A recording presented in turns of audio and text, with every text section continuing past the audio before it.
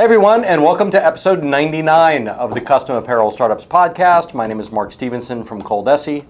And this is Mark Vila from Coleman and Company, and we're very up close on video today. I feel like that. You know why? It's because someone removed the CAS sign, so I didn't feel the need to make sure that it was in the video. Well, you get a close-up view, so you can read the notes maybe here. So when Mark Vila does his magic, yeah, you'll be able to see it. I forgot the magic maybe trick for again. episode 100. I need to see. Yes, do that. For episode 100, I'm definitely bringing in the magic trick. Awesome. I'll be absent. All right. So episode 99. What are we talking about? Today we're here to talk about how to be an amazing business person. Okay. And I think we're gearing up for episode 100, where we're going to kind of go deeper into that. But this is really, what are the things that make somebody a really good business person all around? Not a great salesperson, not a great marketer, none of those things. How to be a great business person in general. I like that. It's almost like the requirements for being a good boss, a good employee, a good business owner.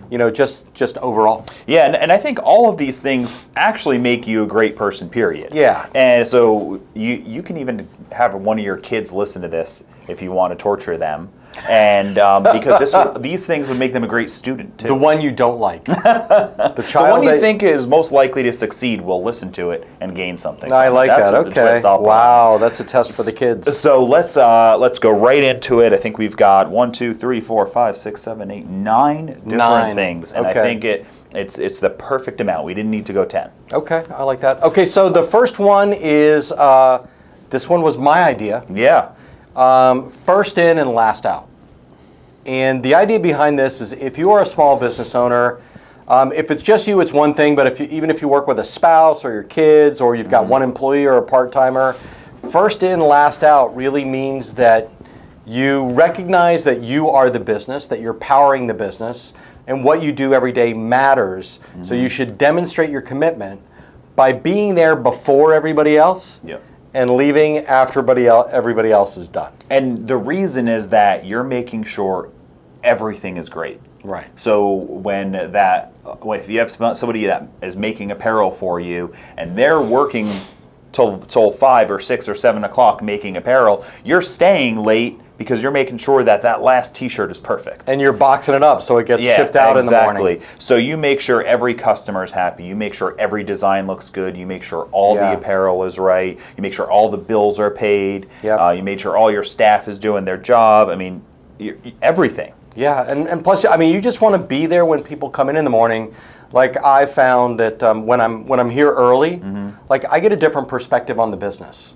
Right? Because, you can see who else is there early, who else is getting stuff done. And often before everyone gets there and after everyone leaves is where you get to do your owner activities. Yeah. And they don't, believe it, when you leave, if you leave before 5 o'clock or before everybody else does, believe me, the tone of the business changes as soon as you're out the door.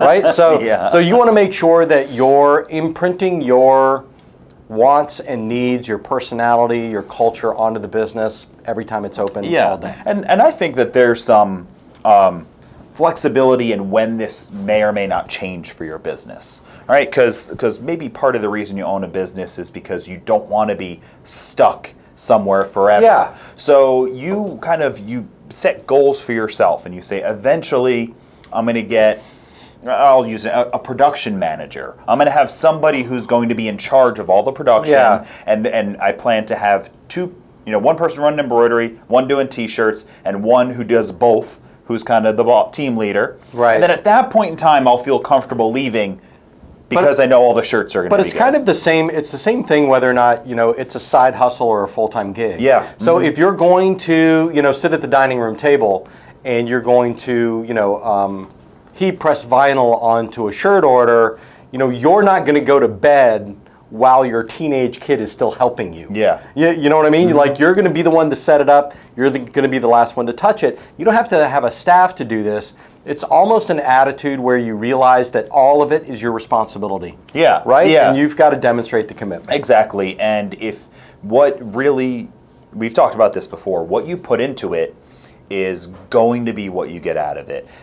For the most part, that's the rule. Yeah. And when you look at any of these folks that you can watch YouTube videos on or listen to on podcasts or read their books that are these entrepreneurs that opened up 10 businesses and they're multimillionaires. Their story is almost always, I woke up before dawn and I went to bed at midnight every day, and all I did was work for 8 years, and that's how I became a gajillionaire. And that's true. And so if you want to make enough money to go on an extra vacation this year, then maybe you only have to work a few hours a week. If you're looking to do something to replace your full-time job, you have to work basically full time. Doing that. There's a great show called The Prophet. Oh yeah, I think I've mentioned it a few times before with Marcus Lemonis, and this guy goes in and looks at companies that are in trouble and buys into them. And almost 100% of the time, you can tell what the outcome's going to be when he shows up on the first day and the owner's not there. For any reason whatsoever, that's a sign. So don't be that owner. There we go. So there's a first one. First in, last out. Now, be a relationship building expert. This is one that I personally think is the key. Whenever I see people who are great sales managers, great marketing folks, great business owners, great teachers, whatever it is, anybody who's in this position of leadership, they're great at building these relationships, and that means your employees want to work for you. Your customers like giving you their money, for the product. It's not just they like your product, and not just that they're happy it's a fair price or it's cheap or whatever it might be. They're happy it's you. They're happy it's you. Exactly. Your vendors want to have long-term relationships with you. If you're leasing a storefront, the owner that you lease from or the leasing company, the company, they want to do business with you. We talked about this a little bit while we were getting ready for the episode, and the perfect example of this kind of relationship building expert is Scott Coleman. He's the owner and president of ColDesi. And it doesn't matter what the topic is or if it's a vendor, potential vendor, Scott has a connection, and when he picks up the phone to call somebody, they're happy to hear from him. It's not like, oh, this guy is asking for something. It's all these personal relationships that he's built over the years in the industry and outside of it that led to, for example, we've developed a partnership with Jersey and Fruit of the Loom. And we were able to do that, because Scott is reached out to set up that relationship, and he's been doing it for so long. It's very comfortable. He's also got great relationships with his employees like us. You can come in and sit down and talk to him about an idea, or if you have a problem, you can talk to him. Everyone wants to do business with him. Basically. And we also discussed how it's not the same as being likable or nice. Or those are qualities that are in there, but it isn't the same. But it's about building that relationship. So that means if you're going to do business with somebody, for example, and you decide to not do business together, you end it with just a friendly gesture. Maybe one day we'll get to do this. We can't right now. In the meantime, if I can do this or refer you somebody, whatever it is, and then you keep that going. And then we've talked about it before. Belkett. It's just like the Belkett situation where we had competitors close by for years that Scott and sometimes one of our sales managers would just have lunch with, keeping a relationship going with them, and it turned out to work out for everybody's benefit.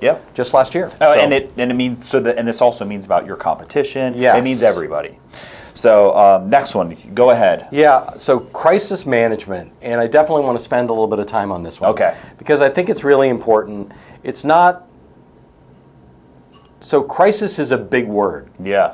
So what we're talking about doesn't have to raise to the level of crisis where you come in one day and your shop is burned down. It's you come in one day and the phone isn't working right. When I was doing Coleman and Company marketing, it was a regular event for the website to go down, like for hours at a time. So we had tons of customers. So that's a little bit more of a crisis, but you are going to be presented with challenges as a business owner. There's 100%. I've seen it over and over again. And crisis management is what you do to react to those challenges. And that's going to make a big difference to the future success of what you're trying to do. Yeah, and you probably already know this, that if you're a business now, that there's a crisis every day. Right. Some of these are very small things. You know, you broke a pair of scissors, Right. and others of them are big things, like the electricity is going to be out for the entire day. You can't do any work. And they're going to be going between. And some of the things you need to know how to handle upset customers. Right. Prepare to work through a financial issue that could happen. Well, I'll tell you what. Can we talk about upset customers sure, for a minute? sure. So this is really important, because even if you try to do a good job, and I've built relationships with a lot of you out there on the CAS group and on Facebook and in person, and you're all really nice people. But I know at some point you're going to have to a customer that's upset with you, because we get that, right? Mm-hmm. So we get that all the time, and your reaction can't be to shut down. It can't be to get upset back at them. Yeah. Right? That's not productive. So you have to, like right now, if you've never had an upset customer, or you're due for some reason, then right now I want you to be able to strategize and just think to yourself how you're going to react to that. Someone comes in and they throw a box of shirts back on the ground. It was in the group today. Yeah. It was somebody brought up that they do $1,000 worth of custom caps for a customer every year. And every year they swap the logos. They put a different logo. Okay. So this person had gone through the whole process, and the assistant came in with the logo. They had the logo approved. They sent it back to the assistant to get signed off. Everything was fine. They shipped the hats. They looked great. The owner of the company saw it and said, "That's not the wrong logo." Picked up the phone and started cussing at the owner, saying, "I'm going to come back to return my order." Yeah. So there's a couple of ways you can react to that, right? So reasonably, I think the person in the Facebook group did the right thing, and they were like, "Sir, we did everything we could. We have a signed approval. He was threatening to cancel the charge on the credit card." I said that, "You're welcome to try that, but I've got all this paperwork.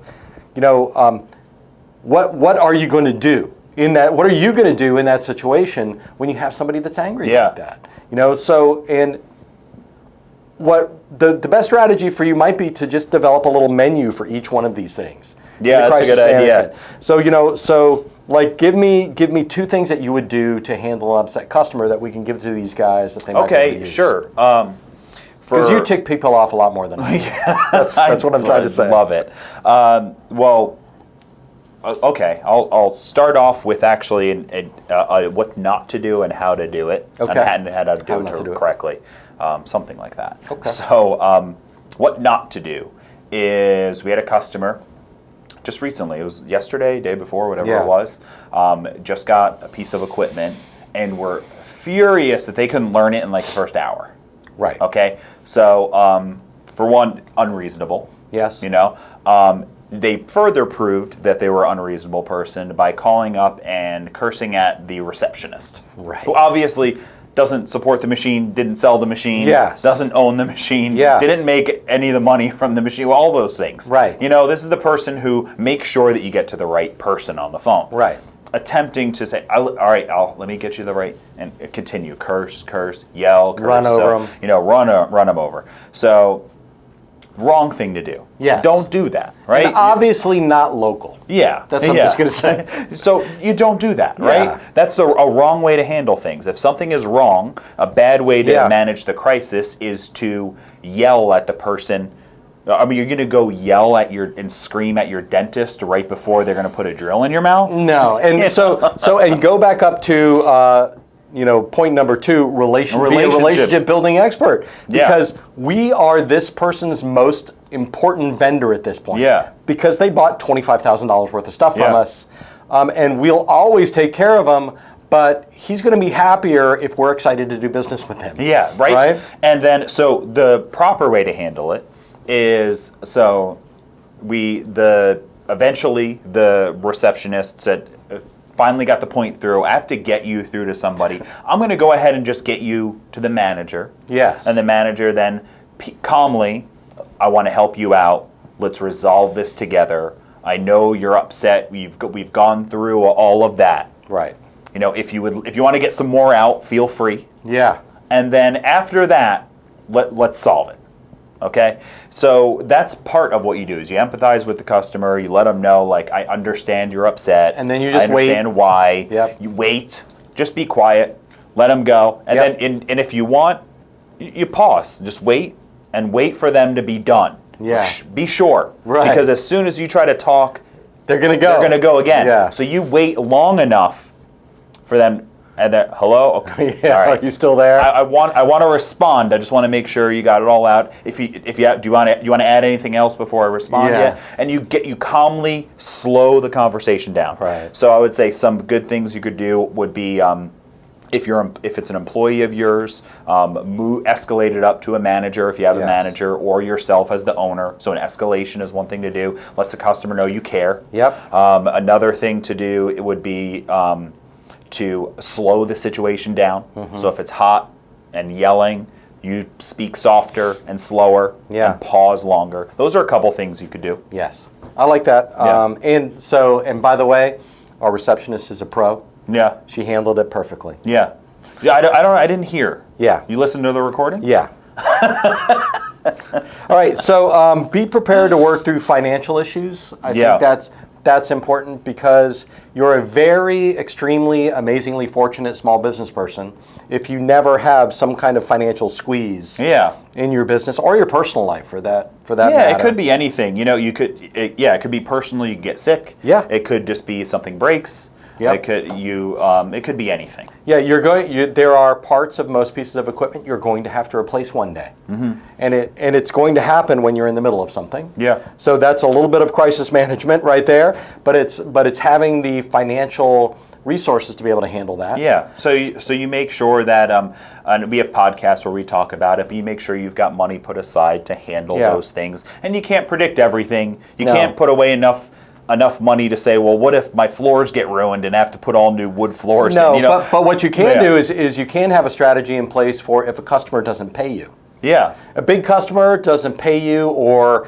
you get a great contract with the school and they pay in 60 days no matter what you do. So, you've got to be ready for this and just, maybe just strategize. Like, if I needed $4,000, what would I do? Yeah. And also make sure you're insured in the proper places where insurance should be insured. Yeah. Right. So if you have a shop, it's probably a good idea to maybe be insured. Well, what if there's electrical damage? What if there's a storm? What if there's a flood? Yes. Are you insured for these things? Does it make sense to insure this equipment? So sometimes it's about talking to experts, whether it's in insurance or money management or taxes is another one. Yep, true.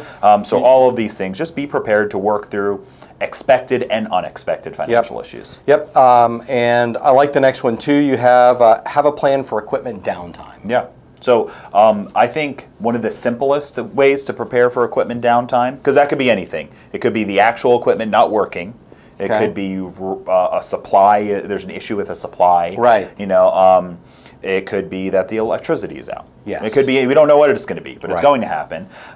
So the simplest one, I think, is just don't overpromise delivery times. Yeah, I like that. If you know it's going to take you 4 hours to do it, and you tell somebody, I'll have it done for you by noon, and it's 8 a.m., you're squeezed, right? Yeah. There's no wiggle room. There's no wiggle room. So that's a situation where you say, noon tomorrow. If I can, I'll get it done today. Yeah, but noon tomorrow. I'm gonna go back to two things. First one is, and that's being a relationship building expert, and also the previous podcast episode that we did on working with your competition. Yeah. Oh yeah. So the answer to equipment downtime is to have somebody near you that you feel good about saying, hey, my screen printing setup melted.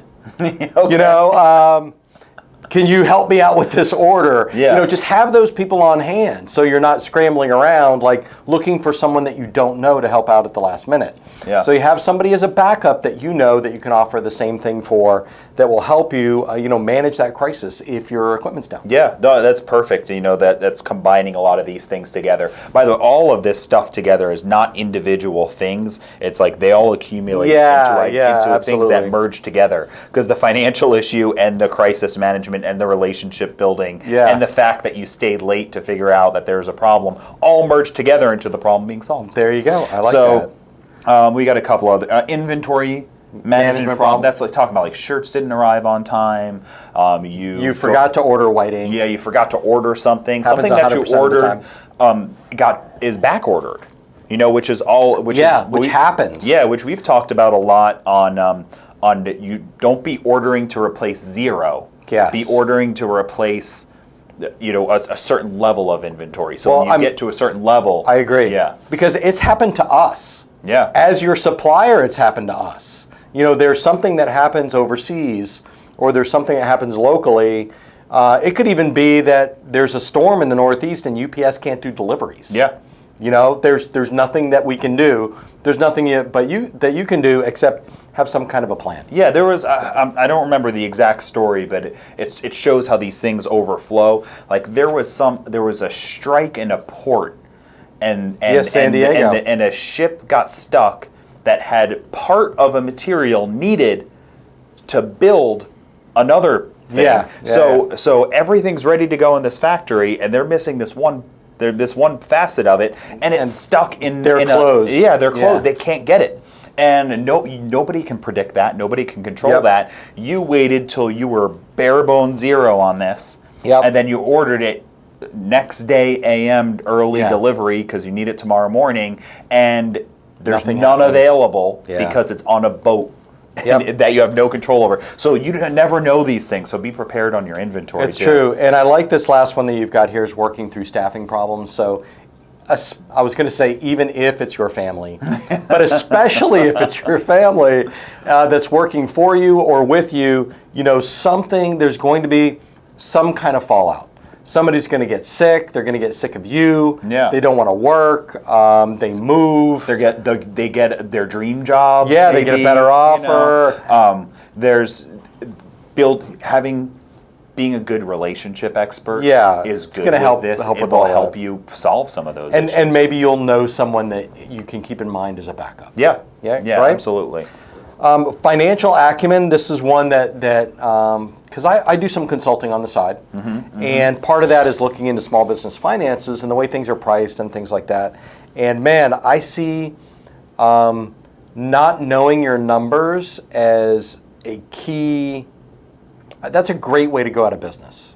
I mean, it really is. You can absolutely, if you don't know your money and where it is and what it does and when it's coming in and when it's going out and literally everything about it, or have someone that does for you that you trust, then you could work really hard for nothing. Yeah. And nobody wants that for you. So these are important points. Yeah, and things like this work out. For example, you decide, these guys are right. I'm going to stock up on some supplies. I'm going to go ahead. I'm going to make sure I've got 2 months of everything, maybe. I mean, whatever you decide it is. You don't know your money well enough. You do that, and then all of a sudden you're like, oh my gosh, I didn't realize I have to pay some taxes. Yeah. And now I don't have that. So knowing your finances, and like you said, I think that doing finances, from what I know about small business owners, is not easy for most people. Yeah, I mean, you don't like most regular people, everyday people. Most people don't know their finances. A lot of people are broke. Yeah, and it's a hard thing to do. You have to think of math within time. Right. And that becomes a challenge. Then there's so many planning and discipline, not to empty your bank account. So it's a hard thing to do. Right. So I think that in any of these things, in my opinion, from what I know about a lot of people, if you don't have good financial acumen, then you're not alone, and don't beat yourself up over this one. Yeah. Okay. If absolutely. you're bad at building relationships because you're a jerk, well. All right. I'm not going to give you any credit for that. That's between you and your parents. Yeah, but if you have financial issues, then don't be ashamed of that. Figure out a way to solve it. You hire somebody, you work with somebody, get somebody that you trust and know to help you. Just be objective. There's nothing to be embarrassed about. Exactly, because it's the biggest challenge. And selling supplies, we see that. Right. Where folks, they're struggling to kind of get that because they're not planning and doing it right. So I think it's an important one. This is one of the ones where I think everything else I think you could do alone if you're not doing it right. This is the one that if you're not doing it right, getting help is a big deal. I agree. And, be careful about who you pick. But whoever it is, even if it's starting to read books, Yeah, that's actually great. That's great. You could do some of your own research. We had, we talked about buying customers on this podcast. And we talked about the, I can't remember the name of the book, but we had Profit First. Profit First. That's a great tool that you can use to rethink about your money. Yeah. So, but it's one of the things that if you'll be a much better business owner if you've got a handle on it, however that means, whether you're doing it or someone else is doing it, but you got to know it. Yep, I agree. But the 2 points to make here that I think kind of summarize it are having the ability to make good judgment on financial decisions. Yes. And then being able to make a quick decision when it's going to have a big impact and with good judgment. Yeah. Both of those two things. And you had specifically mentioned one that I really didn't think about it that way, because when I think about financial management, I'm very self-defense. Yeah. Right? Mm-hmm. But it's the being able to react quickly to a big opportunity. Yeah. Mm-hmm. Like it's having the confidence that if you get a big job, that you're going to invest a lot of money in blanks and in supplies, and you may not get paid right away. If you can take that job because you know your dollars, then you're gonna grow faster. If you get the opportunity to expand, if you're in a retail space, or there's a once-in-a-lifetime deal on a refurbished piece of equipment from ColDesi, like if you know your numbers and you can take advantage of that, you can jump on it. Yeah, and it's like you have a little shop, you were hoping to get bigger, you find out that the unit next door is moving out. You get inside information from him because he tells you. Right. And I'm going to sign off to cancel my lease next month. When are you doing that? I'm going today. Right. So now it's like I've got to make a quick decision. Yes. If you know your numbers, you have the ability to make that quick decision, and you're also know it well enough that that decision you make isn't just I want a bigger shop, but I've already kind of done the numbers on having a bigger shop and I can afford it, and now I'm going to make the decision. I'm going to do it. I'm going to jump on the opportunity. Yep. Versus if you would have waited the day, it might have been off the market. It's perfect. So put financial acumen, financial knowledge, knowing your numbers and where your money is. Put all of that really high on the list. Of what you do. So the next one is being flexibly minded. Yeah. So we started off with open-minded. Yeah. But I feel like that's a little different. We've talked to customers before, and I mean non-customers too, just people in general, that this is how they do things. Yeah. Or worse, they've never done it before, but they have an innate understanding of this is absolutely how it should be done. We get that with the transfer systems especially. Mm-hmm. I did sublimation 8 years ago, this is how you do it. Yeah. Like, no, this is how you do it. And they're smart. And, I wouldn't say they're closed-minded, but they're inflexible because they've got this channel in their brain that they have to follow. Yeah. And you're not going to be as successful as you could be as a business owner if you're not flexible in your thoughts. Yeah, it's your business is going to change, whether it's internally your business is going to change or your market's going to change, or your community is going to change, technology is going to change. And if you have the flexibility to think, it's not just about being flexible to change, but I think it's also about kind of flexing your mind muscles to evaluate truly if you should change. Yeah, and that's all that was the first competition episode that we did. Yeah. Was to evaluate the competition. Don't just look and make a change based on what you think is happening. Yeah, and I've seen people from a video look at a video of a transfer printer. Yes. And they'll poor relationship building rudely say something like transfers never look good. Yeah. Or transfers don't work, or just say something, and it's like that's not being flexibly minded. Right. What the flexible mind would say. Interesting. I remember I did try transfers on an inkjet printer, in 1996. I hated them. I didn't like doing it at all. Right. It was too slow. And this new one's interesting. I don't know if it's right for my business or not. What I'll do is I'll call them up and ask them for like an info pack and Yeah. a sample. I want to learn about it because for one, if my competition starts doing it, I want to know how to sell against it. Yes. Or if it's right for me, Yep. I might want to invest in it. Or at least I know. So maybe in 2020, this will be a new decision for me. Right. To make. So it's like you have to be flexible in the whole thought process. I like all that, and it could be something like you sell rhinestone transfers, and spangles are becoming more popular. Mm-hmm. So you've got to be a little bit flexible the way you think about your business. You may love this one piece of technology and the way you use it. Yeah. And then gradually over time, people could not love that. So you've got to be flexible and be able to change in your business. Could be the way that you have been doing your financial planning. You're not going to do that once and put it on a stone tablet, and it's never going to change. Yeah. You've got to be flexible. It's going to change all the time. Same with first in, last out. When your business grows, that may not be the appropriate thing. Same with relationship building. You're going to have to be flexible.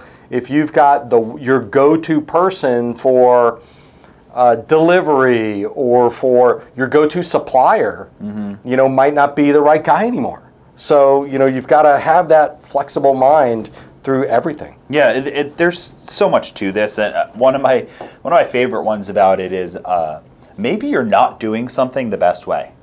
Shock. And I've heard that happens to other people. Yeah, and that could be anything. Yeah. So, but for business, it's just maybe it could be as simple as the way your shop is set up. And you talk about like the Profit or Yes. the Gordon Ramsay restaurant shows. Kitchen that he does, Nightmares. Kitchen Nightmares. He'll do something like that, and he'll say, why do you have, your sauce station over there and your pasta station all the way over there? And they're like, well, this is how we set up the flow of our business. And he's like, no, they should be right next to each other. Right. And the owner of that business, the one who's got kind of the flexible mind says, oh, okay, I see. I mean, we're going to have to change our flow, but that does make sense. Right. And the stubborn one that refuses to believe that they could possibly be not doing something the best way doesn't want to touch it. And you have to pay attention to all those things. This came to me in my life when I finally realized that no matter how I load the dishwasher, I'm not doing it correctly. So I have to be very flexible every day to make sure that I load it correctly. All right, so I also like your note here is you have to be able to learn from mentors and friends. Yeah. So we do that all the time. We're constantly listening to each other. We constantly rely on Scott. We rely on some of the other people here at work, and go outside and look for other industry experts. Yeah. Podcasters, marketing people. And as you build relationships and all these things, you just learn from how people do it. It doesn't, if somebody tells you this is what they think is the best way to do it, and it might be an objective opinion, so it may or may not be actually better. Right. But you learn from that idea and you say, okay, I'm going to take that into account, No matter how sure they are. Yeah. And you figure it out for yourself. And then really when it comes to being flexible and learning and doing things the best way, if at any way you can analyze it with some numbers and facts, then do it. So if somebody says, you go to another shop and you see that how they have their heat press and printer and it's different than what you did, then maybe make that change and do some math on how fast your production is. Yeah. And if you save 30 minutes, well then just take a bite of humble pie and say that other guy was better. Yeah, dude, thanks very much. All right, so new one, next one.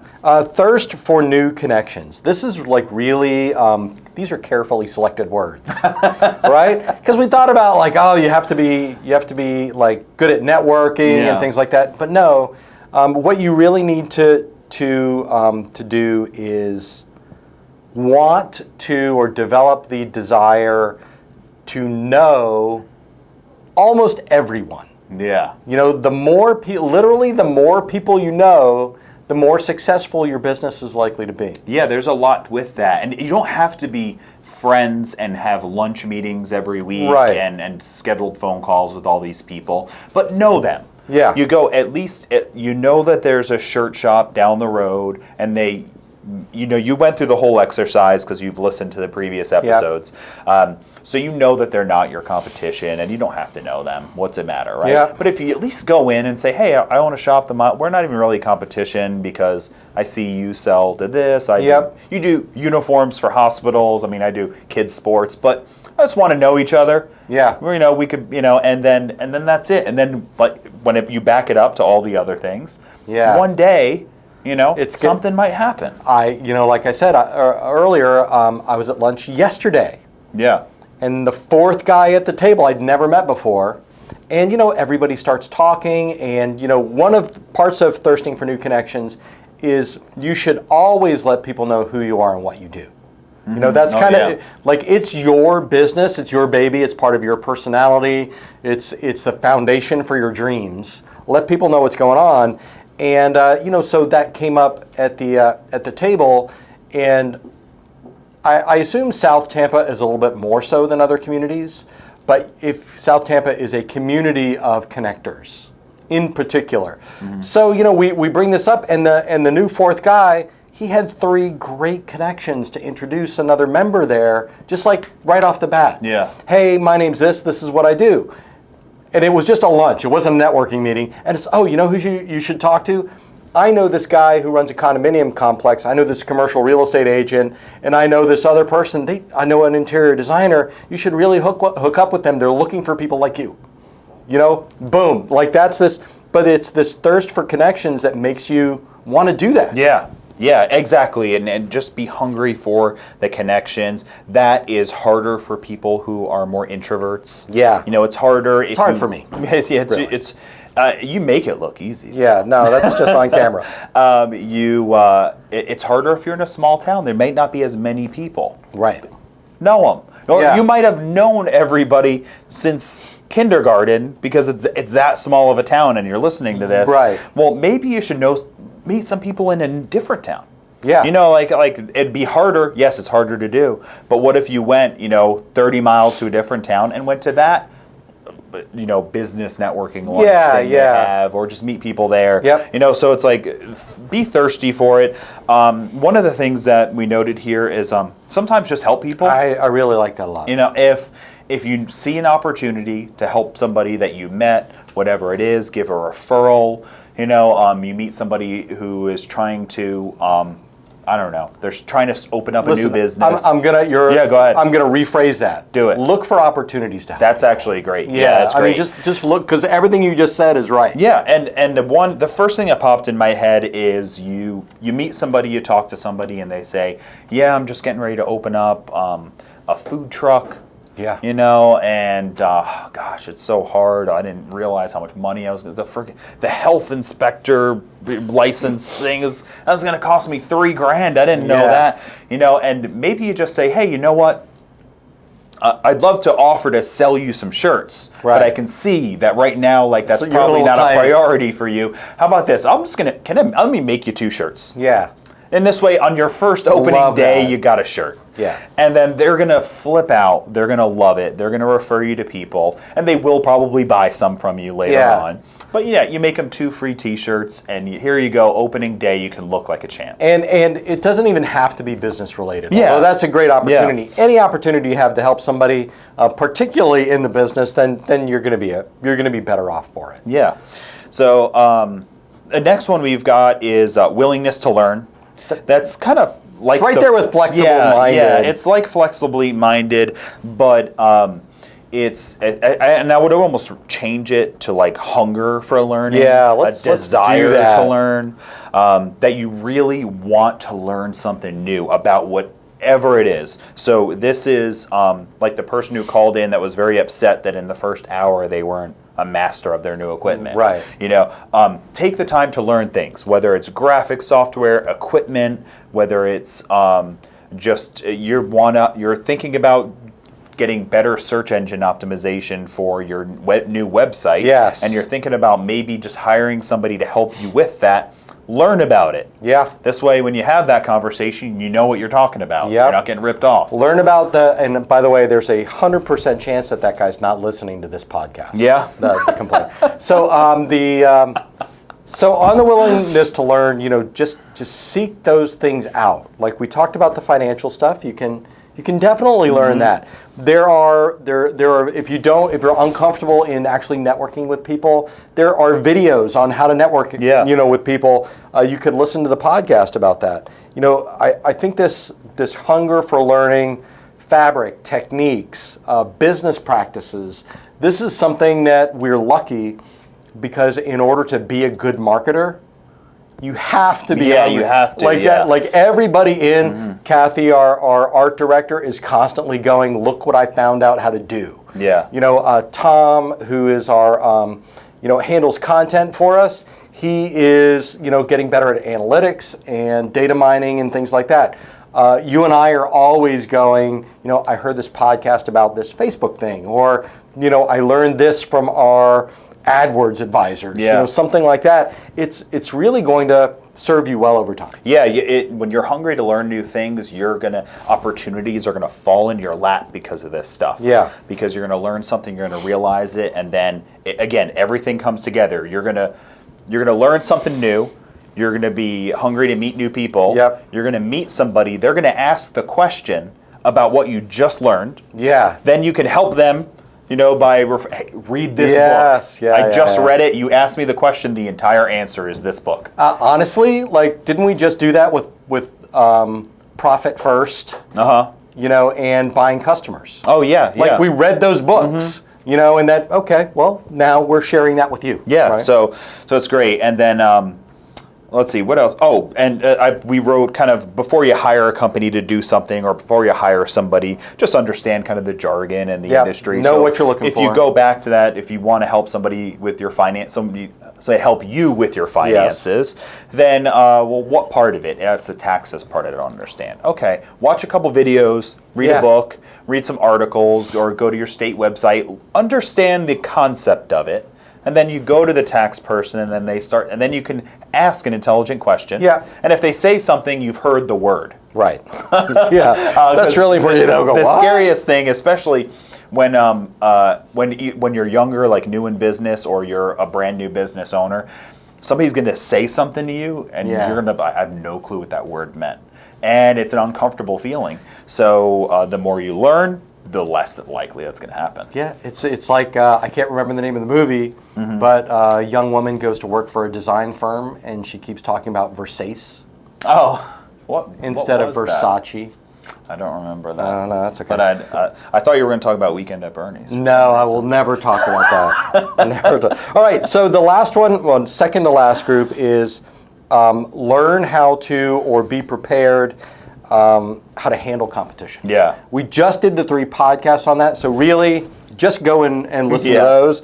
But you should have at least, you've got to have some kind of a strategy, right? Yeah, and I think number one is just don't fear the competition. Right. It's not to be afraid of. Most competition is not walking into business every day with the goal to put you out of business. Right. That's movie stuff. Yeah. Most people are going into work to make some money. Those were the 80s. That happened a lot in the 80s. Doesn't really happen anymore. So don't be afraid of them.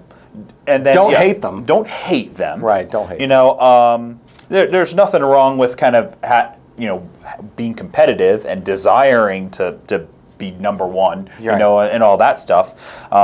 Another note is don't fold every time. If every time you hear somebody, but I'm going to go ahead and talk to this company from this guy. too, and you're okay, and that's it. Like, don't give up every time. Right. It's fair enough to give up when the time is right to give up.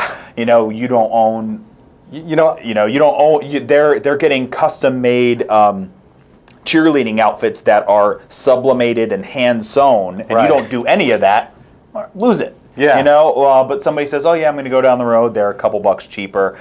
Well, what if I told you that I can get you for that $2? You're going to get a better shirt. Right. Would you like that? Can I show you the difference? I like that. Yeah, don't let it go the first time. Yeah, don't let it go. Don't let the first no be no. Find any reason to get them to say no again. Yeah. And then the more you do that, then it'll turn to 3 no's maybe, and then build a relationship. So hopefully you can get the business next time. I like that a lot. So this one worries me a little bit. Okay. You said be as aggressive as you feel good about. Yeah. That really sounds like it sounds like a Teddy Kennedy kind No, of. well, it is. It actually, it's a quote from him. Okay. So what I mean about that is some folks, I feel like I compare it to maybe sports or people who enjoy like gambling with their friends, like going to poker and stuff like that. Like some people really, they get a thrill out of it. They love it. They love to go out and like fight and fight and fight and be bigger and better and better and be number one every time. If you feel good about that and you are motivated by that, like it's motivation to get you to learn more and meet more people. And if that motivates you, then like go for it. Right. You know, like fight to be number one, knock on every door. All right. You know, if you are the type of person who does not want to knock on any door and you'd prefer to be a little more mild-mannered or hide behind the internet and just advertise. or if it's not really your approach to business. You don't need to get any bigger. You know, you don't need to go looking for a fight, basically is what I'm trying to say. Yeah, so you take the path that's right for you. Because what you'll find is that as you read business books and you read sales books, there are going to be people who tell you, you know, if you're not number one, then if your business is not making 20% more every year, you're going backwards. Right. And that can be true for many people, and there's a lot of good logic behind all those things. But if you're happy where you are, as long as you're doing all these other things, then it's good for you. That's the point. Yeah, that's the point. So do what's good for you. Okay. But definitely be a little bit aggressive. And definitely be a fight for your company. Be proud of your business. Yeah, be proud of your business. And then I put just understand and research your competition. That's all about the past few episodes. I agree. You know, listen to those. Last one. Yeah, being internally motivated. So this is something that if you are already in business, then I don't know what the percentage is, but I'm going to say you're in the top 2%. Because there are almost everyone that I've ever talked to has an idea about a custom t-shirt or wants to get into the business. Yeah. Very few people do comparatively. So, and that's the difference in this kind of being internally motivated. You have to be, not only do you want to do it, but you're ready to make a move. Like over the past 20 years, I've actually got a book of businesses that I want to start. Yeah. Right? And they're written down very nicely in that book, and that's where they stay. Yeah. Right? So it has to be that combination of being ready to do all these things, but you as a business owner and being successful, you have to be willing to do it. Yes. You have to be like willing to take the steps. And honest with yourself about it. Right. We've talked about it in the past about different things that I want to do, I still want to do, and I will do one day. Yep. But like just right now, like either at this moment or at this weekend or this month or this year, whatever, it's not the time for me to do that. Yeah. Why? I got this and I got this. It's the way I feel about exercise. Yeah. And so you've got to want to do it. Yeah. And if you are going to run your business or you're going to expand your business, you've got to be motivated. You've got to want to do it. Because if you want to do it, you're going to do it. Yeah. And not only want to do it, but want to do it. Right. Because there's a difference between wanting to go to the gym. I want to go to the gym versus saying like I really want to get to the gym today. Yeah. Because you want to do it. And so the difference is wanting to go to the gym versus wanting a slice of pizza. Those are two different wants. Now I feel bad. See, that's something I would take action about. I would really, if I want a slice of pizza, I buy one. But really, I love the way you phrase this next thing, and that's hunger to get up and make things better. So every day when you pop open your laptop or you open up the back room and you're ready to do your business for the day, whether or not it's your second job or home-based or whatever's going on, you know, the idea that when you walk into your business, today I want to make things better. Like I need to find a way, I've got to find a way today to do things better, to make things better, to approach things better than I did yesterday. And literally whatever it is. Yeah. Whether it's you're going to be better because you're learning something new. You accomplish something like that day that you've been wanting to do. You've got an additional customer. Yeah. You made a new product. Like whatever it is, find a way to make it better, change it, learn it, meet somebody new. Yeah. If you do anything on the above of this list, it's going to be better. Hey, spell check your emails. That would be. That's Doesn't one thing. that just do that's that on my list. automatically, right? No, it tells you that it's misspelled. Yeah. Oh, okay. You just But you still have to take action. Yeah, the red squiggly line. Yeah, you that's still have it. to actually. All right, I do love that. You really that I think will kind of fill in the blanks on everything else. The last one I wrote here is actually it's a quote from this business guy in the '80s. That actually he huge business guy. TV show on Oprah, all this stuff. Yeah. Good in politics. And he said he wrote a book, and he said if you're gonna think big. Yeah. All right. So this quote was actually like a famous quote before he became the president, and all of a sudden like a third of the people hated him. But it doesn't matter. Okay. Yeah. The point is that if you're going to think big, and that's like an internal motivated thing. So just say, I'm going to sell. I'm going to have the best year I've ever had in sales. I want it what do I want my business to be? I want to be able to pay my bills. No, like I want to be able to pay my bills and have the vacation that I want. Yeah. And be able to buy that new toy that I always wanted. To be able to, I want to buy a motorcycle. I want to buy a boat. Yeah. Like what's my goal? To have this company pay my bills, go on a vacation, buy a boat, and buy a motorcycle. Yeah. Think big, go for it. And if you're motivated to think that way, then you're going to be searching for that goal, and you're going to do all these things above. Make sure your money's good. Make sure you're always learning something new. Make sure you're meeting people. Making sure you come in early and leave late because you're thinking these big dreams that you've got. And this is what you got to do. And this is what you got to do to do it. I like that. All right, I think that if you go back and listen to this episode again, or if you read the great notes that Mark Vila put together and will be in the show notes, that I think you could really make a move in your business. Yeah. Like if you take some of these to heart and work on them for a little bit, you'll be a better business person, and maybe you'll work up to, if you're thinking big enough, to be an amazing business person. And I think that if you take this list and you just say for 10 days, 20 days, I'm going to pick this. I'm going to pick up this list, and I'm going to make sure I'm doing this consistently. Yeah. Maybe not everything every day, but on Thursday I'm going to go meet some people, and on Tuesday I'm going to learn something new. And you're thinking about, and you do this, and every day for these 10 days I'm going to make sure that I'm working, the right times, I'm putting the hours in. If you do this in the course of a short period of time, 10, 20 days, I would 100% chance something's going to change in your business. Yeah, you're going to see something, like, 'cause it happens that quick. Yep. Good episode. Yeah, cool. Thank you. I appreciate that. We had a good time today. Okay, guys, this was episode 99. Episode 100 is coming. Yeah, and we've got a big, going to have that party. There's going to be the party. I'm finally going to get that love seat to sit in that you promised. The disco light is going to come in. Okay, that's great. So, all right, guys, thanks for listening. This has been Mark Stevenson from ColDesi. And Mark Vila from Coleman and Company. You guys have a think big business. Yeah, there you go. Okay, bye.